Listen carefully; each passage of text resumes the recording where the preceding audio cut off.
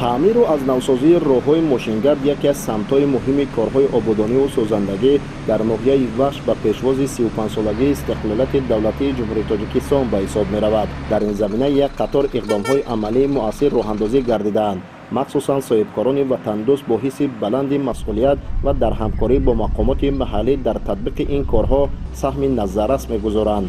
роҳи мошингарди аҳамияти маҳаллӣ ки ҷамоати шаҳраки вахшро бо ҷамоати деҳоти бисолагии истиқлолият мепайвандад ва солҳои зиёд ниёз ба таъмир дошт, ҳоло пурра навсозӣ гардида ба стандартҳои муосири соҳа мутобиқ карда мешавад.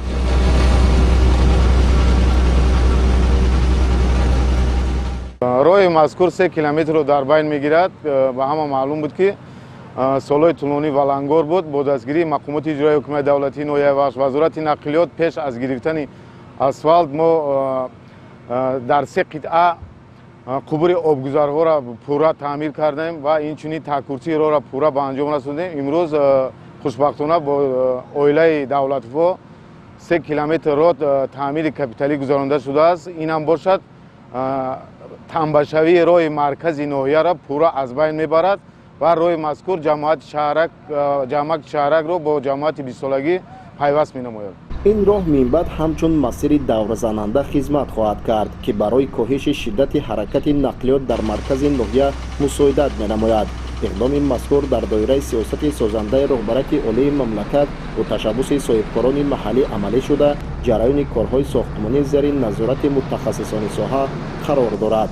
сокинони ноҳияи вахш аз чунин иқдомҳои ободонӣ ки ба беҳбуди инфраструктураи маҳаллӣ равона шудаанд изҳори қаноатмандӣ карда, барои саҳмгузорӣ дар рушди соҳаҳои мухталифи хоҷагии халқ изҳори ҳавасмандӣ намуданд. дар таваззуни муассисаи давлатии нигаҳдории автомобилгарди ноҳияи вахш 242 километр роҳҳои умум мавҷуд мебошад. аз ин 142 километр роҳҳои аҳамияти ҷумҳуриявӣ ва боқимонда роҳҳои аҳамияти маҳаллӣ дошта мебошад. мо тасмим гирифтем ки барои ҷашни 35-солагӣ дар соли 2025 зиёда аз 12 километр роҳҳо таъмири капиталӣ гузаронем. хушбахтона то имрӯз дар 6 моҳа зиёда аз 3 пул ба дарозии 54 метр бо дастгирии мақомот ва соҳибкорони вазорати нақлиёт пурра аз таъмир бароварда шуд ва инчунин то ҳол бошад зиёда аз 10 километр роҳ пурра таъмир гузаронда шуд.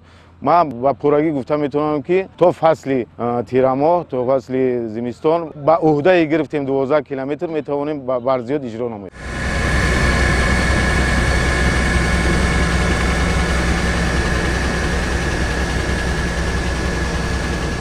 тибқи маълумот ба истиқболи шоиста аз ҷашни 35-солагии истиқлолияти давлатӣ дар ноҳияи вахш таъмиру аз навсозӣ ва бунёди 150 иншоот ба нақша гирифта шудааст ки қисмати зиёди онҳо аллакай мавриди истифода қарор гирифтаанд.